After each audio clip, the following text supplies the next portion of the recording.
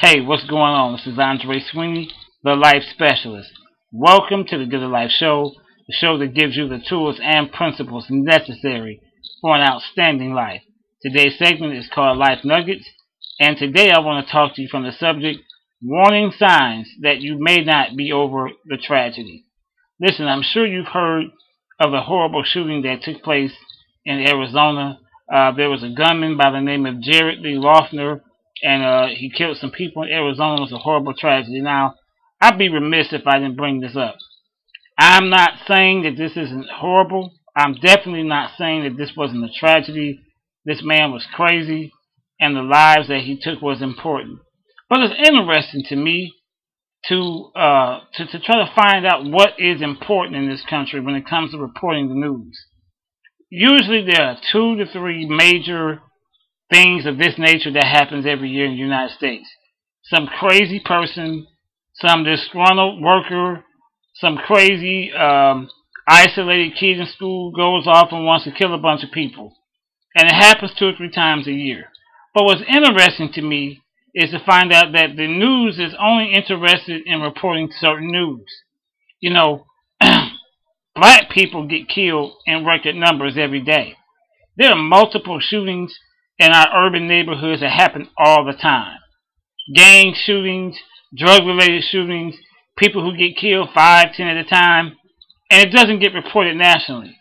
In the city of Flint this past year, there were over 60 plus murders in Flint, Michigan. It wasn't reported nationally. A few months ago, we had a serial killer in Flint. A serial killer. A guy killing black men, stabbing them to death. Wasn't reported nationally. It's just funny to me what is considered newsworthy and what's not. Again, I'm not saying that this isn't important. We've heard about the Representative Gabrielle Giffords and the things she's going through, and we pray for her speedy recovery. All I'm saying, though, that there are people all over this country that's being murdered. And it'd be nice if it got some attention besides white congresswomen and white people that get put on the news. Excuse me, that's just my opinion.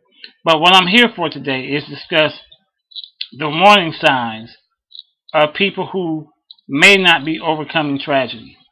Things happen to people.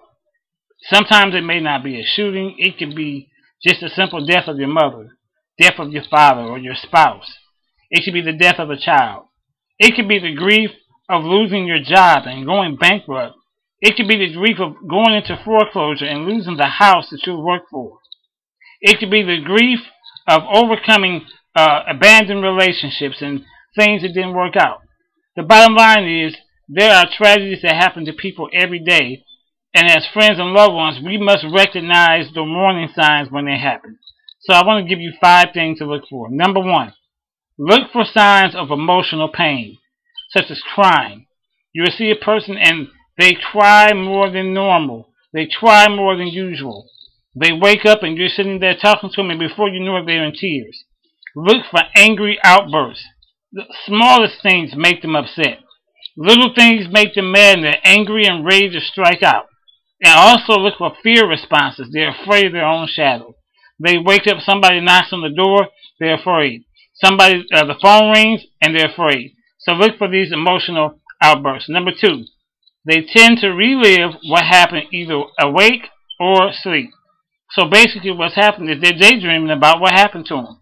Or they're dreaming about it at nighttime. They're having nightmares and they're waking up in cold sweats. And the thought of that tragedy is dominating their conscious and their subconscious.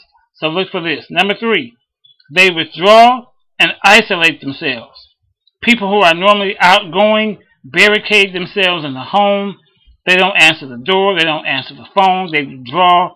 They're not social. And basically they become hermits. So look out for that. Number 4, persistent signs.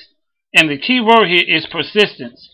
Persistent signs of depression, anxiety, and mood swings. People who have suffered tragedies become abnormally depressed. They're in the dumps. They don't want to wash their face. They don't want to brush their teeth. They're upset. They're depressed and they're in despair. They're anxious and they have huge mood swings. One day they're up, the next day they're down. One day they're happy, the next day they're sad. Watch out for those mood swings. Number 5, they have major changes in their habits. So a person who was normally the life of the party now is someone who becomes a recluse. The person who was once the person who motivated everybody and was peppy and got everybody excited now is the person who is in despair. The person who once was the type of person to always be involved into the community, now all of a sudden they don't care. Nothing matters to them anymore. So watch out for those people. So I've given you 5 things to look for people who have went through tragedies. Now listen, all of us haven't been through something like that, but many of us know what it feels like to lose someone. And so as a loved one, as a friend, be aware. Awareness is key. Don't just sit back and not know what's going on around you. Look to make sure you know what's happening in the people that you love.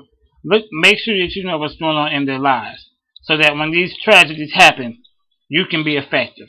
This is Andre Sweeney, the Life Specialist, and I'm here to help you get a life.